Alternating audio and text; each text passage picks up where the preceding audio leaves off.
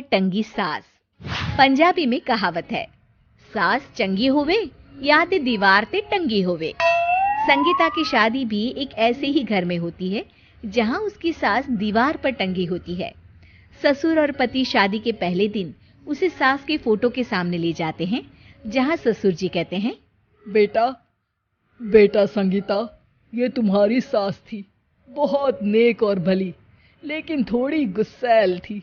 गुस्सा आने पर सब तहस नहस कर देती थी, पर अब ये इस दुनिया में नहीं है।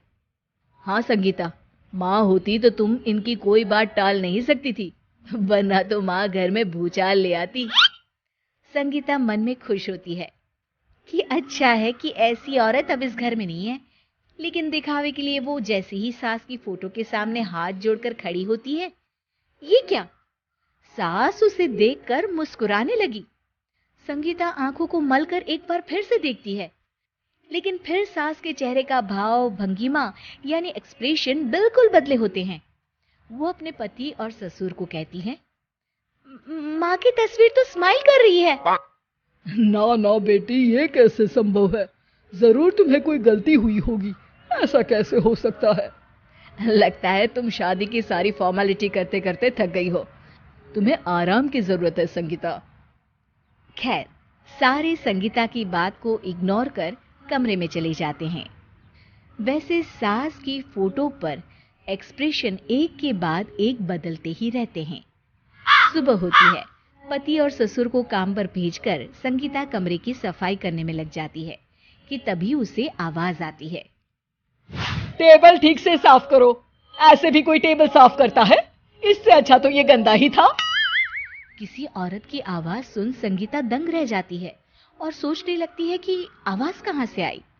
आवाज को नजरअंदाज कर वो फिर से अपना काम करना शुरू करती है, लेकिन इस बार तो आवाज बिल्कुल उसके कान के पास से आती है। मेरा घर है ये, जब तक मैं थी चमका कर रखती थी, हर एक चीज शीशे की तरह थी। तुम्हें तो ना सफाई आती है ना कुछ पता है। क्यों तुम्हें मेरे घर की जिम्मेदारी दे दी गई है? पता नहीं तुम में मेरे बेटे को क्या दिखाई दिया। मैं होती तो एक से बढ़कर एक लड़कियों की लाइन लगा देती।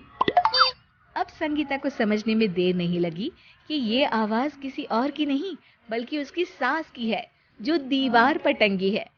वो उसके पास जाती है और कहती है, नमस्ते सासू माँ, मुझे तो कल ही लग रहा था कि दीवार में कुछ काला है। वो दीवार नहीं, दाल होती है पगली। सही पकड़े हैं सासू माँ। तो क्या हो गया आपको जो आप यहाँ भी चैन से नहीं बैठी हैं? सुना मैंने आपका व्यवहार काफी गुस्से वाला था। चुप रह तू, ज्यादा बकर बकर ना कर। घर का काम करना तो आता नहीं, आई है मुझसे बहस करने। हाँ देखिए सासू माँ, मैं आपसे साफ साफ कह देती हूँ, मुझसे पंगा लेने की कोशिश मत करिएगा। तभी पीछे से संगीता का पति आता है।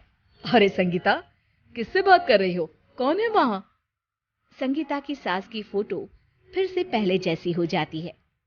आपकी माँ से कह रही थी कि मुझे काम करना आता। अरे संगीता, माना सास के ताने हर बहू को अच्छे लगते हैं, लेकिन यहाँ तो माँ है ही नहीं, तुम तो फोटो से ही। तुम भी लाजवाब हो संगीता। किसी को विश्वास नहीं होता कि संगीता अपनी मरी हुई सास की फोटो से बात करती है।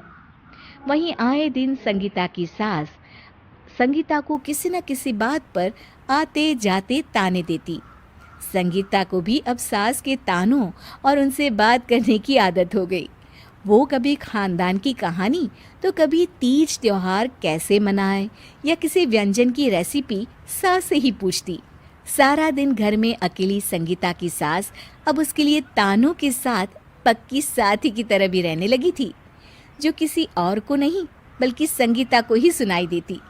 तो देखा आपने, सास बहू का रिश्ता हर रिश्ते से ऊपर होता है, फिर चाहे वो खट्टा हो या मीठा।